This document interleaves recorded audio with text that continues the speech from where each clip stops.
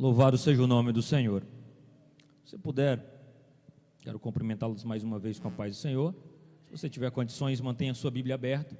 Mateus capítulo 5, a partir do versículo 3. Vamos caminhar por esse texto. Eu quero dizer que qualquer pessoa que tenha ouvido os ensinos de Jesus, que tenha encontrado, tenha se familiarizado com as palavras de Jesus, já lidou com o texto das bem-aventuranças. É um texto extremamente conhecido, é um texto que muita gente já leu. Qualquer cristão que, embora não tenha lido a sua Bíblia inteira, pelo menos o Evangelho de Mateus, ele já se deparou e concluiu. Se você ainda não fez isso, eu quero desafiar você a se familiarizar com esse texto, pelo menos os Evangelhos. Se você ainda não fez, aqui para o final do ano, dá para se desafiar e fazer a leitura dos Evangelhos, especialmente Mateus, João. É uma boa indicação para alguém que está começando a lidar com as Escrituras. E o fato é que estas palavras de Jesus, e no sermão anterior, eu fiz questão de afirmar sobre o conteúdo, que sermão tão importante é este, da onde foi que ele foi tirado, mas o fato é que esse discurso de Jesus, ele trata, meus irmãos, sobre o que os filhos de Deus devem ser, como eles devem agir, como eles devem se apresentar na sociedade. E o fato é que nós lidamos agora com estes versículos, de 3 a 12, e nós temos aqui Jesus bradando algumas bem-aventuranças. E talvez esse termo bem-aventurança não faça muito sentido para a gente, porque é uma linguagem de um português um tanto mais antigo. Mas o fato é que nós poderíamos substituir perfeitamente a palavra de Jesus bem-aventurado pelo termo felizes. Do mesmo modo que eu digo assim, bem-aventurado é os pobres de espírito, eu poderia dizer felizes são os pobres de espírito, alegres são os pobres de espírito. Mas se você perceber isso, quando a gente lida com a felicidade que Jesus propõe, e automaticamente com a consequência daquilo que eles têm que fazer, a gente fica assim meio, será Jesus? Que é tão fácil ser feliz assim? Que receita mágica é essa que o Senhor propõe, que eu ainda não tinha visto? O fato é aqui, irmãos, que nós temos uma profundidade, palavras simples, mas extremamente profundas, que tem atraído gerações e gerações de cristãos. E o que é interessante nós percebermos, é que quando nós formos considerar essas bem-aventuranças, antes de mais nada, nós precisamos fazer 3 considerações importantes. Antes de eu entrar propriamente no que cada uma significa, eu preciso fazer 3 considerações para nos guiar durante esse texto. E a primeira delas é, que pessoas são descritas aqui? Quem é que Jesus está descrevendo? Que tipo de pessoas ele está descrevendo? Segundo, quais as qualidades são recomendadas? O que essas pessoas têm que ter como qualidades? E por último, terceiro, quais as bênçãos prometidas?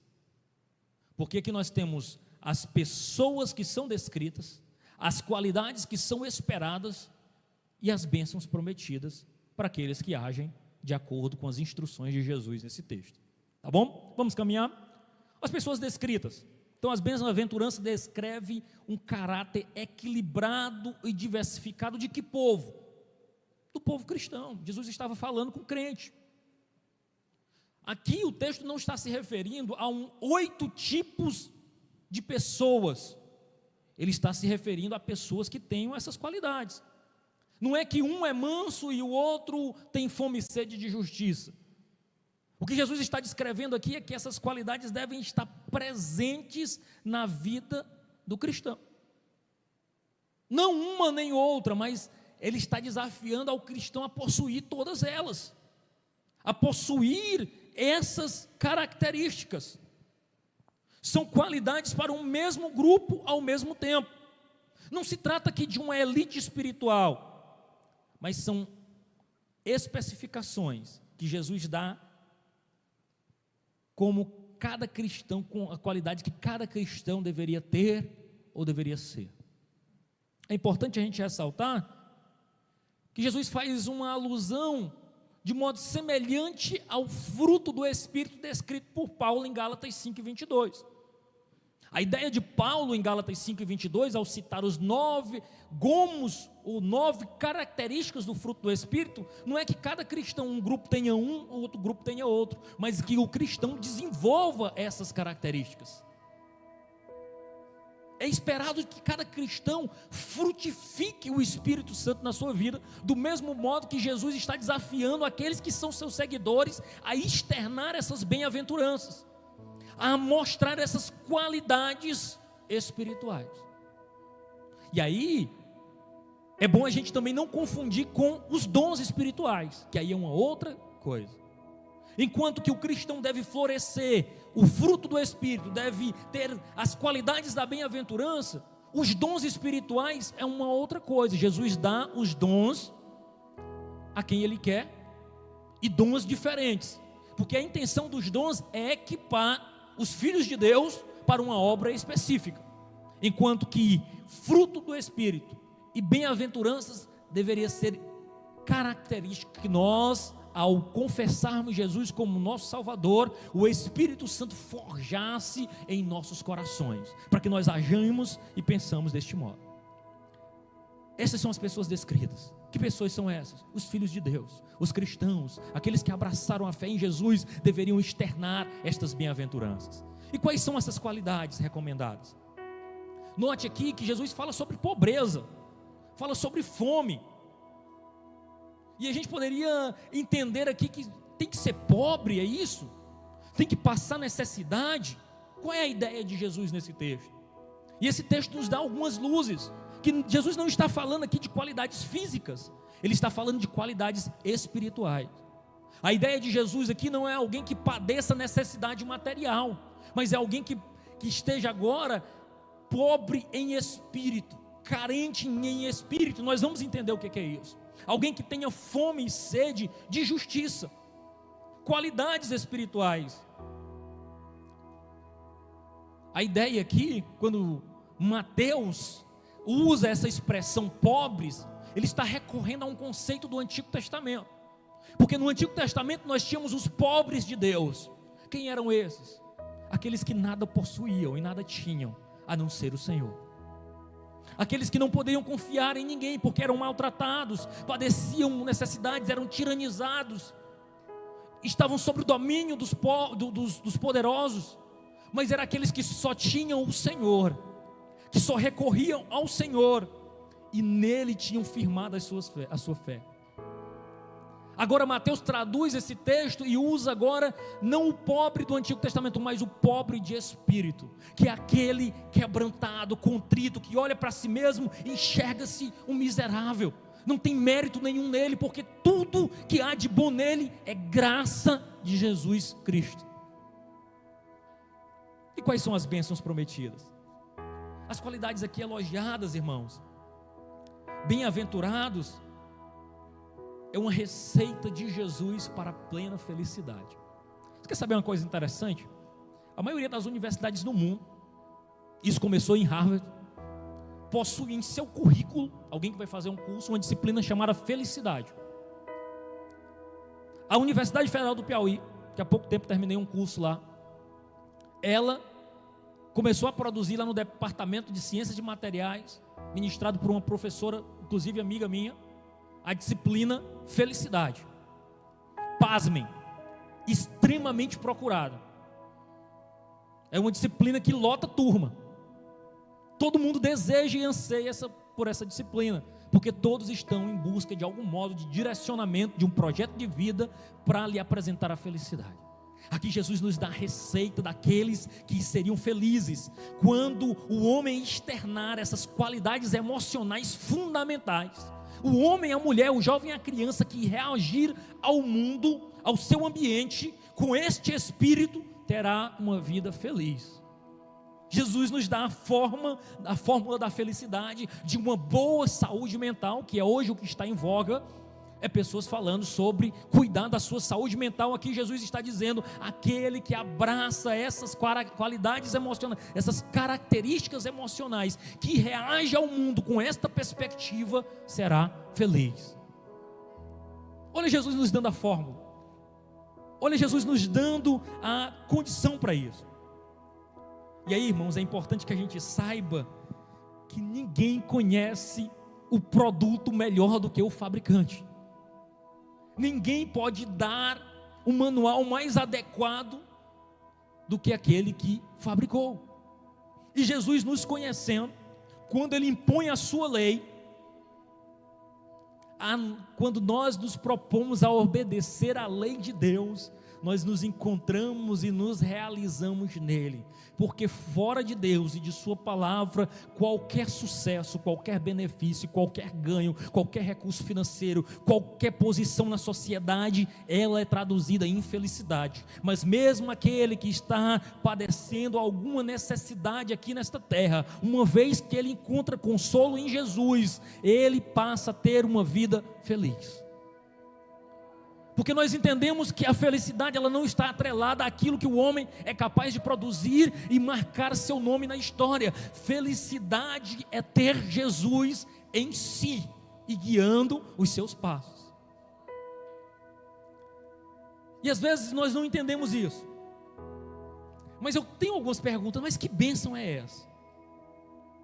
Que pode fazer o homem mudar a estrutura e fazê-lo feliz? Como?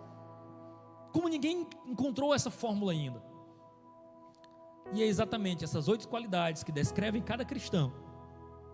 8 bênçãos que são concedidas a cada cristão. 8 qualidades que juntas constituem responsabilidades, as bênçãos, os privilégios e a condição do cidadão do reino de Deus, que estão sobre o governo de Deus. Porque a felicidade, irmão, está em ser governado por Deus. As promessas de Jesus nas bem-aventuradas, elas têm cumprimento aqui no presente e têm o seu completo estabelecimento no futuro. Jesus não nos promete algo apenas para agora ou algo apenas para o futuro. É aqui e agora e depois. As promessas, as bem-aventuranças, aquilo que Ele nos propõe é para agora. E aí eu quero sintetizar isso dizendo que as pessoas descritas são, de modo geral, os discípulos de Jesus. As qualidades elogiadas são qualidades espirituais. E as bênçãos prometidas são bênçãos gloriosamente compreendidas pelo governo de Deus. Quando nós olhamos para essas 8 bem-aventuranças, nós podemos estabelecê-las em 2 grupos. O primeiro grupo, que são as 4 primeiras, elas descrevem o nosso relacionamento, o relacionamento do crente com Deus. E as 4 últimas, elas estabelecem ou regem o relacionamento do crente com o seu próximo. E aí ele apresenta o verso 3. Humildes de espírito. O que é que Jesus vai dizer aqui? Bem-aventurados, ou felizes, os pobres em espírito, porque deles é o reino dos céus. Mateus 5:3. A ideia de Jesus aqui não é lidar com aquele que literalmente passa necessidade, mas é mostrar que esta pobreza, ela recebeu algumas nuances espirituais, e ela passa a ser identificada agora como uma humilde dependência de Deus. O aflito é aquele que está sofrendo e não tem capacidade de salvar a si mesmo, por isso ele recorre a Deus, ele busca salvação em Deus. O pobre descrito aqui por Mateus é aquele contrito, o abatido em espírito. É disso que Jesus vem nos falar quando ele começa o seu ministério, abre o livro de Isaías, quando entra naquela sinagoga e diz: o Espírito do Senhor está sobre mim, porque o Senhor me ungiu para pregar as boas novas aos quebrantados. O Evangelho, ele é algo apresentado, especialmente àqueles que necessitam, aqueles que padecem, aqueles que sofrem. Jesus tem um especial carinho por aqueles que padecem necessidade. Note que Jesus Cristo, ao ser indagado pelos discípulos de João, João estava ali preso, manda seus discípulos e diz: pergunte a Jesus, se ele é o Messias ou nós devemos esperar outro. Jesus não responde. Ele diz aos discípulos: olhem, vejam, os cegos veem, os surdos ouvem, os coxos andam, e aos pobres é anunciado o Evangelho. Porque o evangelho de salvação veio para aqueles que nada têm, que nada possuem, aqueles que nada esperam a não ser a salvação que vem do reino de Deus. É para você que este evangelho veio, aqueles que estão se sentindo angustiados, desprezados, aqueles que são os improváveis, aqueles que ninguém dá valor. O evangelho lhe alcança, Jesus te ama, te busca e te insere no reino dele.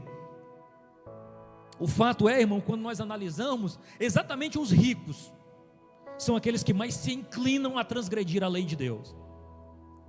Se nós olhamos a história de Israel, é os que padecem necessidade, que não tem a quem recorrer, que não conhece nenhum pistolão na sociedade, que não tem influência em lugar nenhum, que dobra o seu joelho e fala com o poderoso dos poderosos. Você sabia que a gente é assim também?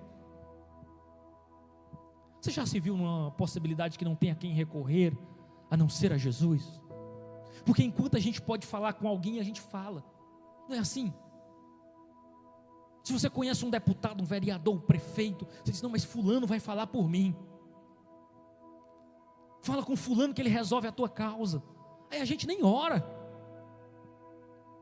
Mas quando a gente se depara com a solução que não tem de como vir de outro lugar a não ser dos céus, aí a oração fica doce, irmão. Orar perde a dificuldade. Quando a gente não tinha tempo de orar, e a gente arranja. Banhar é falando com Jesus, levanta falando com Jesus, caminha falando com Jesus. Tem misericórdia, Jesus tem misericórdia. Senhor, a minha causa, não tenho a quem recorrer, só o Senhor pode me livrar disso. Sabe que às vezes Deus nos permite passar por apertos, porque Ele sabe que se a gente tiver alguma coisa, a gente é arrogante e abandona a sua presença. Mas quando nós entendemos que a ideia aqui é os humildes, os pobres de espírito, aqueles que não podem recorrer a nada a não ser o Senhor. Humilde, pobre de espírito, irmãos, é recorrer, é entender a nossa pobreza espiritual, a nossa falência diante de Deus, é saber que só não estamos condenados porque Deus teve misericórdia de nós, não é os nossos méritos, mas é Jesus.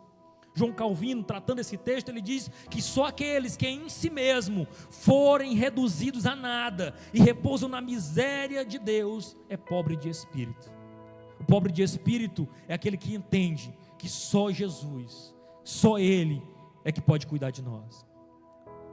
E o reino é concedido exatamente ao pobre, não ao rico, ao frágil e não ao poderoso, à criancinha humilde, não ao soldado que se vangloria de poder obtê-los através da sua própria bravura.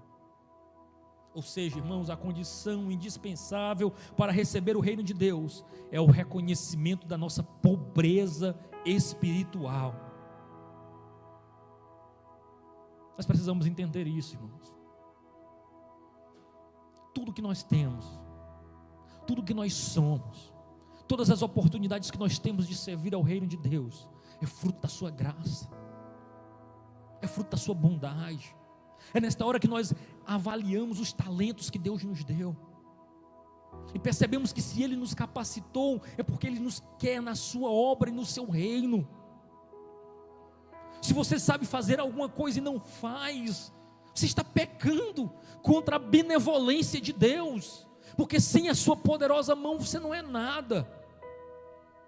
E esse entendimento, irmão, nos faz simples e humildes, porque assim deve ser o povo de Deus. É isso que Paulo fala ao recomendar que nós devemos nos submeter uns aos outros, que nós devemos ser humildes uns com os outros, considerar os outros superiores a nós. Esse sentimento do coração do cristão é: eu nada sou, eu nada tenho, eu nada posso. O cristão, irmãos, que ama servir a Jesus, ele é o publicano no templo, lá atrás. Enquanto o fariseu está lá na frente dizendo: Senhor, eu te louvo porque eu jejuo 3 vezes por semana, porque eu dou dízimo, porque eu sou bom, porque eu sirvo, porque eu sou a estrela aqui do lugar. O publicano está lá atrás, quase na porta, batendo no peito e dizendo: ser propício a mim, pecador, ser propício a mim, pecador. Oh Senhor, se não for a tua misericórdia, a tua graça, eu estaria perdido, eu não sou digno, eu sou indigno. A ideia de Jesus é que aquele pobre de espírito, aquele pobre de espírito é bem-aventurado, é feliz. Sabe por quê? Porque dele é o reino dos céus. O pobre de espírito tem endereço certo. O pobre de espírito tem morada certa. O pobre de espírito tem um caminho certo lhe esperando. O soberbo é abatido, mas o humilde de espírito tem para onde ir e é recebido em Deus e por Deus, em seu reino. Os que choram, Jesus diz assim: bem-aventurados os que choram, porque serão consolados. Irmão, vamos ser honestos. Que bem-aventurança mais complicada, né? É como se Jesus estivesse dizendo assim: felizes os infelizes, né? Felizes os que estão infelizes, felizes os que choram. Mas a promessa é maravilhosa, porque eles serão consolados. Que espécie de tristeza é essa que pode transmitir alegria depois? A Bíblia tem umas coisas assim, irmão Francisco, que só Jesus para nos ajudar a entender, né? Mas ele diz, porque a alegria da bênção de Cristo naquele dia será indivisível, será impensável. Aqui nós estamos diante de alguém que chora. E por que ele chora? Ele chora a perda da inocência, da justiça, do respeito próprio. Aqui não se trata de uma tristeza de arrependimento. É alguém que se entristece e chora a sua condição. A ideia expressa por Jesus não é alguém que está confessando o seu pecado, não é um choro de arrependimento e de confissão, é um choro de contrição, porque olha a sua situação pecaminosa e falha e se arrepende. Chora pelo pecado da sociedade, chora pelo pecado e negligência da sua própria igreja, chora pelos seus próprios erros e pecados. É verdade, irmãos, que existem lágrimas cristãs, mas são poucos os que choram e vertem essas lágrimas. Nós precisamos, irmãos, reconhecer e lamentar os nossos múltiplos pecados, porque nós temos sido negligentes em muitas coisas. Nós não temos nos entristecido o suficiente pelos pecados que muitas vezes estão presentes no seio do corpo de Cristo. Nós temos tolerado faltas, negligências, frieza espiritual, comodismo. Nós temos nos acostumado com o processo e o ritual de ir para a igreja, mas o fato é que boa parte daqueles que frequentam há tempos não sentem a presença de Deus, e o pior de tudo, se acostumaram com isso. Irmãos, é fato, e aqui eu não falo com saudosismo, porque eu não sou aquele de volta a determinado tempo, eu acho que cada tempo tem o seu tempo, mas era raro o assembleiano que não andava com um lençozinho na mão, porque era mais fácil chorar. E o fato é, irmãos, que nós nos acostumamos a ter um cartão de membros e sermos membros de uma igreja, e pronto. Mas poucos têm crescido espiritualmente. É verdade que a igreja tem crescido em quantidade, mas em qualidade. Quantos anos você caminha com Jesus? Quais os frutos você tem revelado? E se não tem revelado esses frutos, chore, se desespere na presença de Deus e diz: Deus, muda a minha vida, eu preciso crescer na graça e no conhecimento do Senhor, eu preciso evoluir. E aqui eu não estou fazendo juízo de valor para a sua vida, eu estou pedindo para você fazer uma análise, e se você for sincero, você vai perceber que você já foi mais crente, que você já chorou com mais facilidade, que você já sentiu mais a presença de Deus, que você já caminhou, mas era mais fácil derramar lágrimas na presença do Senhor. Mas o que congelou este coração? O que endureceu este coração? Eu não sei, mas chore, vá às lágrimas e diz: Deus, toca-me com teu toque maravilhoso e santo, que me faz verter lágrimas. Irmãos, a consolação que o perdão de Deus nos traz era a promessa no Antigo Testamento. A missão do Messias seria ser consolador, porque aquele que está desesperado, aquele que está quebrantado, ele é consolado. Aquele que está desesperado em lágrimas é consolado pelo nosso Senhor Jesus Cristo. Felizes são os que choram, porque eles serão consolados. Ei, deixa eu te dizer uma coisa. Você e eu não sabemos o que é o silêncio de Deus. Sabe por quê? Porque nós vivemos em uma outra época. Mas houve um tempo em Israel que Deus se calou. 400 anos sem profeta profetizar. 400 anos, crianças nasceram, cresceram e morreram sem ouvir a voz de Deus através dos seus profetas. É por isso que o velho Simeão, naquele dia no templo, ao receber Jesus das mãos de José e Maria, pega a criança e põe nos seus braços e ergue, e diz: ah, meu Deus, pode despedir o teu servo em paz, porque os meus olhos viram a tua salvação. Para o velho Simeão era a resposta que o silêncio de Deus tinha acabado. Naquele dia o velho Simeão disse: eu já posso morrer,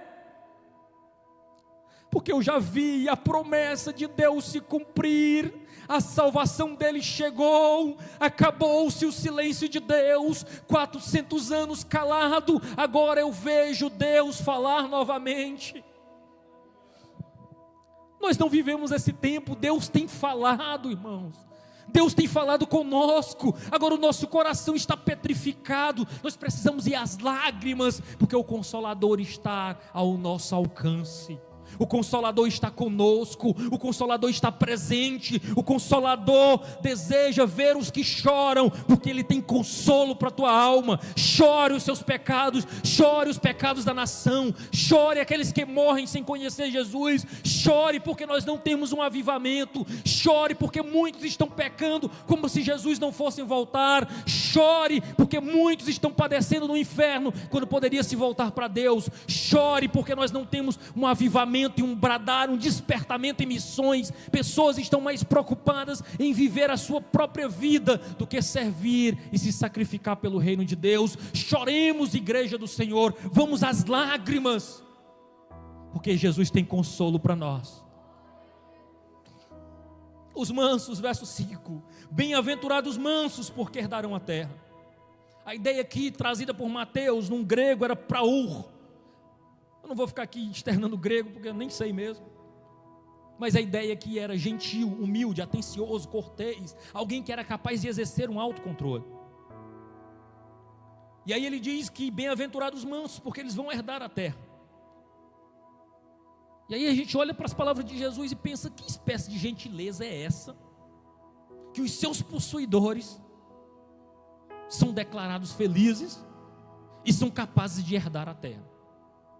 Como é que eu vou reagir? Que espécie de cordialidade eu tenho que ter, que evidenciar como filho do reino, de modo que eu sou tão gentil, que sou feliz por isso, e ainda vou herdar alguma bênção espiritual à terra. Os mansos aqui, irmãos, eles se encontram entre os que têm fome e sede de justiça. O manso é aquele que tem uma verdadeira visão de quem ele é. Note bem, qualquer um de nós detestaria ser acusado do pecado que acabou de confessar diante de Deus. Por exemplo, você dobra o joelho e diz: Senhor, eu sou pecador mesmo. Ou Senhor, mas eu sou fofoqueiro. Um exemplo. Mas se alguém bate no teu ombro e diz: mas tu é fofoqueiro. Você, pastor, não. Que história é essa? Porque nós não gostamos que os outros falem daquilo que nós acabamos de confessar diante de Deus. Nós confessamos diante de Deus, mas raramente gostamos ou permitimos que as outras pessoas pensem ou falem daquilo que nós acabamos de reconhecer diante de Deus. Mas a ideia aqui da mansidão é que nós temos uma visão correta de nós mesmos. O homem verdadeiramente manso é aquele que fica realmente pasmo ante ao fato de Deus e os homens poderem pensar dele tão bem quanto o tratarem bem. A ideia da mansidão aqui é um constrangimento. É alguém lhe elogiar e você ficar constrangido, porque você sabe das suas falhas. Você sabe dos seus erros. E quando alguém elogia por aquilo que a gente não é, a gente diz: não diga isso não. Oh, misericórdia, é que eu fosse mesmo. A ideia da mansidão é ter um pensamento real de quem você é. Quando nós temos essa ideia genuína de quem nós somos, que somos falhos, pecadores,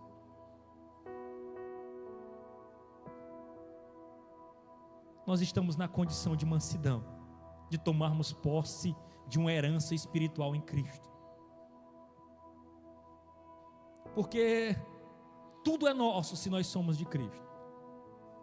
Mansidão é algo até interessante, porque como é que um manso vai herdar a terra? Dentro da nossa perspectiva de competição, de disputa, eu até falava aos adolescentes no domingo que nós estamos inseridos numa sociedade que tem um pensamento grego-romano, que é o que? A disputa. O pensamento grego-romano olha para o seu próximo e diz: é com ele que eu vou disputar, é com ele que eu vou competir. Só que o pensamento judaico-cristão diz assim: o próximo é o que eu vou abençoar, amar e ajudá-lo. Meu próximo não é para mim competir não, meu próximo é alvo da minha bênção. E nós estamos inseridos nesse ambiente de competição, de modo que a gente olha: como é que esse manso vai herdar a terra se ele não tem capacidade de conquistar nada? Quem conquista é o bravo, quem conquista é o que se levanta cedo, é aquele que está disposto a lutar, é aquele que trabalha enquanto os outros dormem. Mas aqui nós entendemos que a ideia aqui de herdar a terra não é algo que nós vamos tomar pela nossa força, mas é algo que nós vamos receber por confiarmos em Deus. Não é os seus méritos, é os méritos do Cordeiro. Me permita aqui algo pessoal. Eu raramente gosto de falar de mim mesmo, porque respeito quem pensa diferente de mim, mas eu entendo que o púlpito é para a pregação do Evangelho. Então, se eu oro, se eu não oro, se eu leio, se eu não leio, eu não faço mais do que a minha obrigação em orar e ler Bíblia. Então, eu não quero aqui usar o meu exemplo como atribuições espirituais, como se eu fosse diferente. Pelo contrário, sou pecador miserável, carente da misericórdia de Deus. Mas uma coisa eu aprendi nesta minha caminhada, olhando o livro de Eclesiastes: nem sempre os que correm mais são os que chegam primeiro. Em toda a minha trajetória, seja pessoal, familiar, ministerial e profissional, eu tenho confiado em Deus. Tenho confiado em Deus. Eu digo isso porque aqueles que confiam em Deus, as coisas acontecem. Se você me perguntar se em algum momento eu pensei que seria levado a evangelista, eu digo que não. Não é uma coisa que eu almejava, não era uma coisa que eu procurava, não era uma coisa que eu fazia, ia atrás e tal. Não, foi uma coisa que foi acontecendo, e pela sua boa mão, Deus me conduziu a isso. Mesmo profissionalmente, até mesmo no concurso que eu passei, eu nem ia fazer a prova. Uma semana antes, eu liguei para um amigo meu e disse: não vou mais não, eu desisti. Eu estou de férias, eu não vou não. E fui por um motivo, porque o meu amigo tinha fechado um carro com um número de pessoas para dividir o combustível. Eu digo: não vou deixar o pessoal na mão, eu vou. Aí eu fui, pela graça e misericórdia de Deus, Deus me sustentou. Não era o melhor, não era o mais inteligente, não era o mais sábio, mas aprove Deus, de algum modo, misericordiosamente, me colocaram onde Ele quis. Do mesmo modo, a pós-graduação para mim também foi algo natural. Eu fui fazendo e disse: vou fazer a seleção esse ano. Aí passei, depois eu vou fazendo, e foi dando certo. E o fato que, graças a Deus, concluí recentemente as minhas pós-graduações. Eu sou exemplo para alguém? Não sou. Não significa que aconteceu na minha vida que vai acontecer na sua. Mas eu quero elencar um princípio. Confie em Deus. O que Deus tiver reservado para você é seu. É claro que isso não faz com que você pegue uma rede bem bonita, pendure na sala da sua casa e se balance esperando a misericórdia de Deus. Vá fazendo as coisas que você tem que fazer. Vá servindo da melhor maneira que você tem que servir. Vá ajudando no reino de Deus, cuidando da obra dele, trabalhando com sinceridade, aproveitando as oportunidades que aparecem. E Deus vai suprindo todas as necessidades. O que eu quero dizer com tudo isso é que é Deus que peleja por nós, e Ele cuida de nós. Os ímpios podem se vangloriar e exibir-se, mas a verdadeira possessão foge ao seu controle. Os mansos, por outro lado, embora sejam despojados, privados dos seus direitos pelos homens, sabem o que é viver e reinar com Cristo. Os mansos confiam em Deus. Os mansos entregam as suas lutas a Deus, e Ele peleja por nós. Verso 6 diz: bem-aventurado os que têm fome e sede de justiça, porque serão saciados. Eu preguei aqui em 2019, Natal de 2019, um texto de Lucas, que é o Cântico de Maria, que é o Magnificat. Se você tiver curiosidade, depois você pode procurar no YouTube, está lá disponível. E no Magnificat, Maria canta o hino de louvor quando ela é alertada pelo anjo Gabriel de que ela geraria o Salvador. Ela bendiz a minha alma ao Senhor, e ela diz aquelas palavras, e parte do seu canto, ela diz assim: encheu de bens os famintos, e despediu vazios os ricos. O contexto de Maria era uma forte opressão. Os pobres estavam cada vez mais miseráveis, e os ricos cada vez mais ricos. Mas agora, quando o anjo fala que dela nasceria um Salvador, ela diz: meu Deus, o Senhor lembrou-se de nós. E aqui ela externa fome e sede de justiça, sede que as coisas aconteçam do modo correto.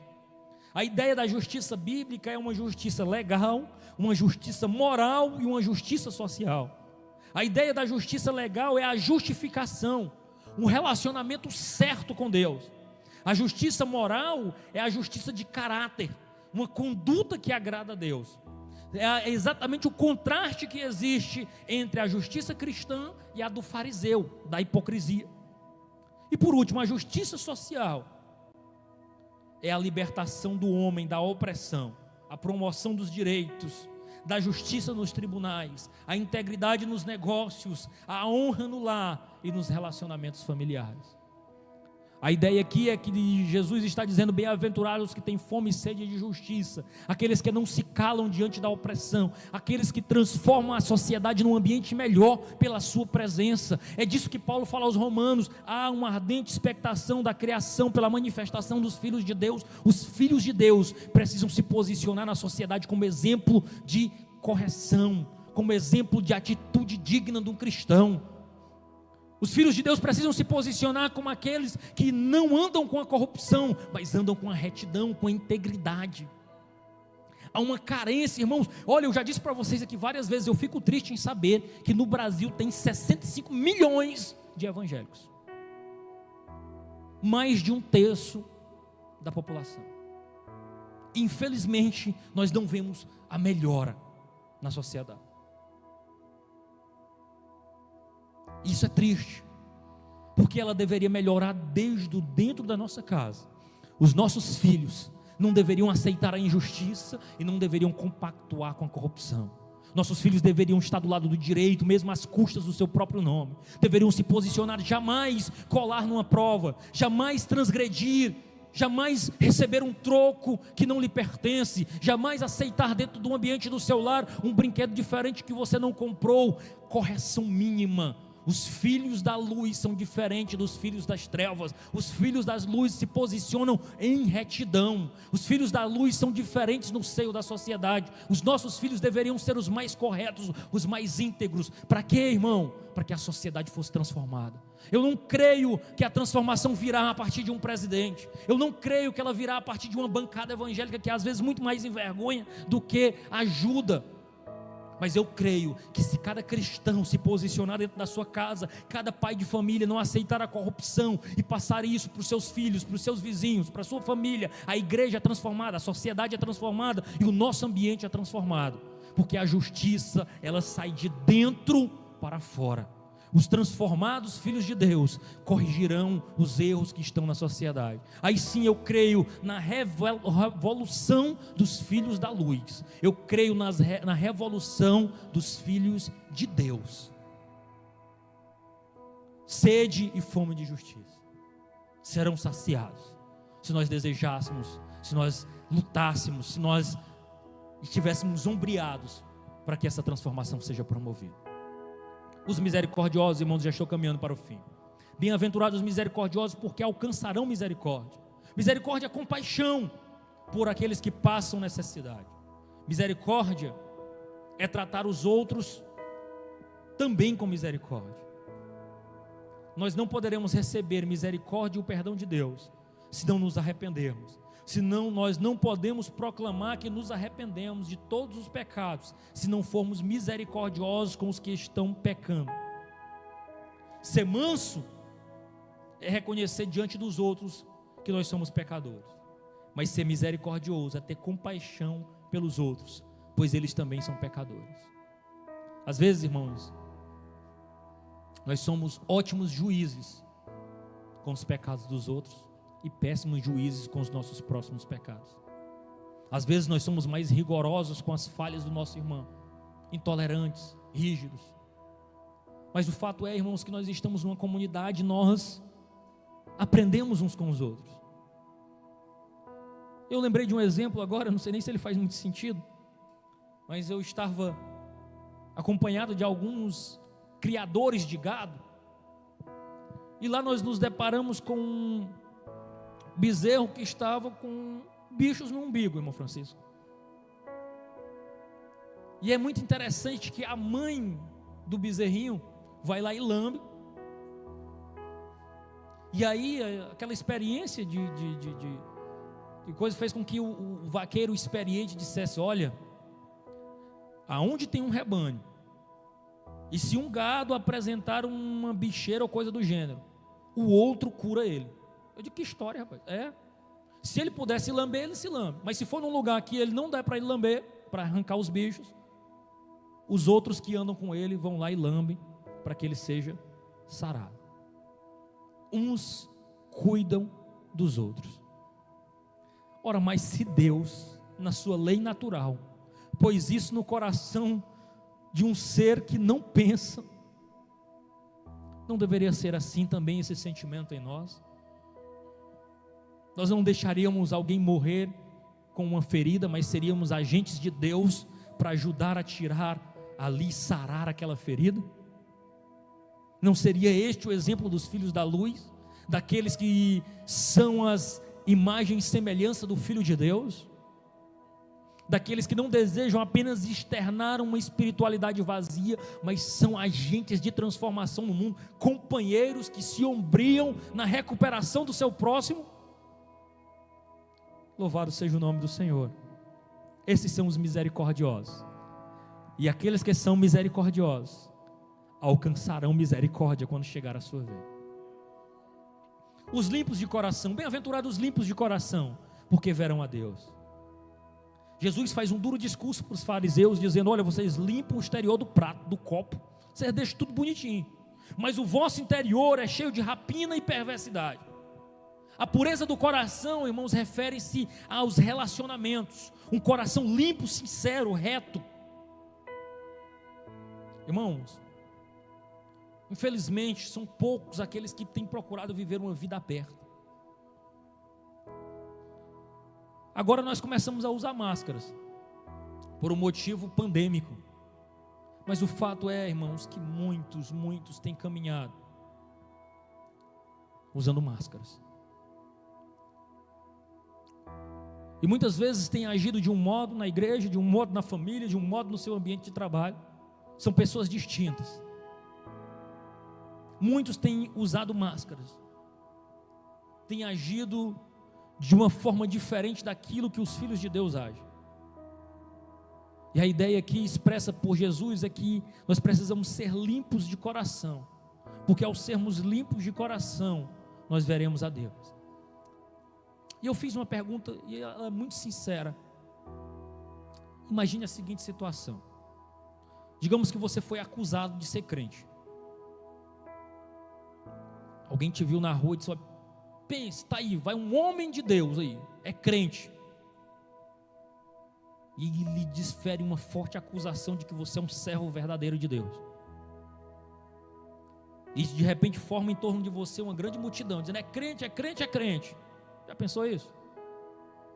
Aí alguém diz: não pode. Vamos chamar aqui 4 testemunhas para saber se ele é crente mesmo.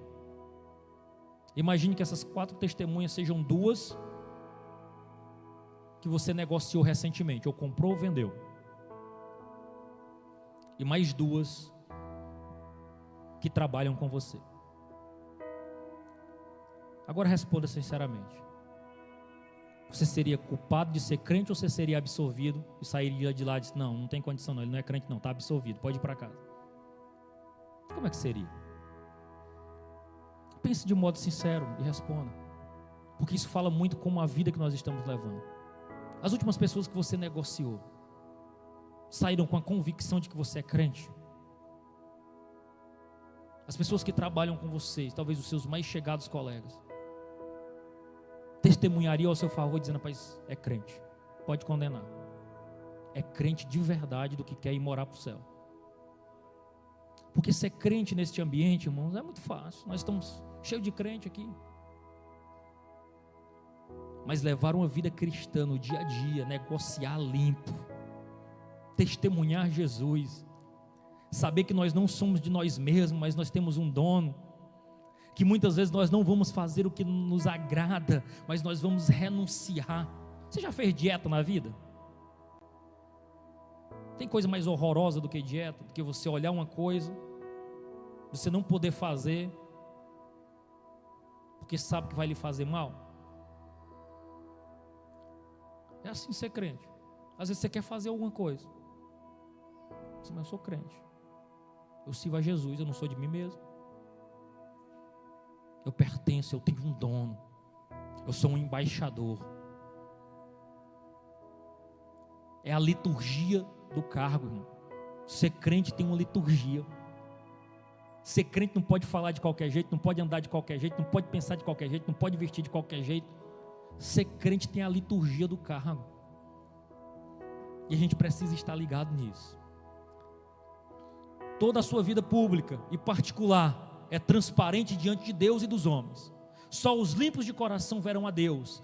Veem-no agora com os olhos da fé, e no porvir verão a sua glória. Os pacificadores, nosso tempo já se foi. Bem-aventurados os pacificadores, porque serão chamados filhos de Deus. Cada cristão deve ser um pacificador na igreja e na sociedade. Nós somos chamados, irmãos, para pacificar. Deus se agradou de reconciliar consigo todas as coisas. O nosso papel como cristão é de reconciliar. Existe uma bênção associada àqueles que são pacificadores. Eles são chamados filhos de Deus, porque eles agem como Deus agiu, reconciliando o mundo consigo. Então alguém que reconcilia, alguém que está ali apto a promover paz, a proclamar paz, é um filho de Deus. Jesus orou exatamente por isso, pela união, a oração sacerdotal, capítulo 17 de João. Jesus fala e ora pela união do seu povo, para que eles fossem guardados do mal e santificados na verdade. E por último, versos 10 a 12, os perseguidos por causa da justiça. Olha o que diz o texto aqui: bem-aventurados os perseguidos por causa da justiça, porque deles é o reino dos céus. Bem-aventurados são vocês quando por minha causa os insultarem, os perseguirem, mentindo, disserem todo mal contra vós. Alegrem-se e exultem, porque é grande a sua recompensa no céu, pois assim perseguiram os profetas que viveram antes de vocês. É fato, irmãos, que nem toda a tentativa de reconciliação tem sucesso. Na verdade, alguns se opõem a nós, nos injuriam, nos perseguem. E essa perseguição é por causa da justiça, é pela causa de Cristo. Às vezes nós somos perseguidos porque eles não gostam da justiça da qual nós temos fome e sede, ou porque rejeitam o Cristo que nós desejamos seguir. E isso nos gera perseguição. Perseguição é um conflito entre dois sistemas de valores irreconciliáveis. Então o cristão ele vai ser perseguido, ele vai ser caluniado. É uma contracultura. Isso que nós estamos apresentando é coisa de maluco, irmão. O mundo aí fora não quer isso não. Quem é que sofre a dor do outro? Quem é que é pacificador? Quando você vê uma briga, o pessoal bota fogo. Mas aqui Jesus está dizendo: olha, se você for perseguido, se alegre, se regozije, porque perseguição é sinal de genuinidade. Perseguição é que você está no local certo. A perseguição, ela é marca dos discípulos de Cristo. Porque se Cristo foi rejeitado, imagine nós, rejeitado, desprezado, injuriado, perseguido, é um sinal do discipulado cristão. Eu não creio que a sociedade inteira vai se voltar para Jesus. Eu creio que Jesus vai salvar aqueles que são seus e que o evangelho vai ser pregado. Mas eu não acredito que nós chegaremos a uma grande sociedade, um país inteiro cristão, porque ser cristão é uma contracultura. Ser cristão é resistência a tudo que é estabelecido aí. E fato é, irmãos, que sofrimento é uma característica dos seguidores de Cristo.